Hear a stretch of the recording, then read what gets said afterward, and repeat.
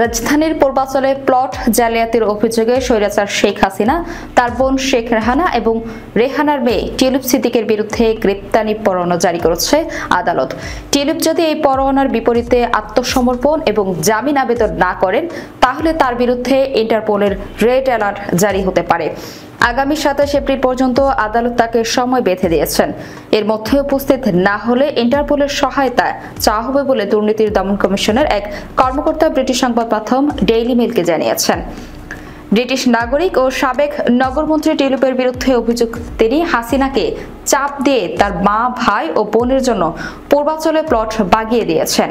টিউলিপের বিরুদ্ধে ইন্টারপোলের red alert জারির আবেদন করা হতে পারে জানিয়ে দুদকের ওই কর্মকর্তা বলেছেন, যদি অভিযুক্ত টিউলিপ না আসেন এবং আদালতে আত্মসমর্পণ না করেন, তাহলে দুদক বাংলাদেশ পুলিশ ও স্বরাষ্ট্র মন্ত্রণালয়ের মাধ্যমে ইন্টারপোলের সহায়তা নেবে।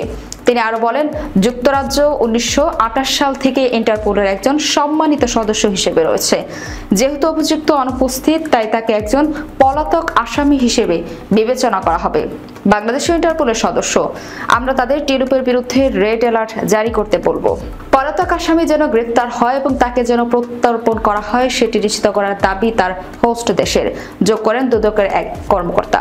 এদিকে বাংলাদেশে হওয়া মামলাগুলো লড়তে টিউলিপের আইনজীবীদের আনুষ্ঠানিক অনুরোধ জানানো হয়েছে।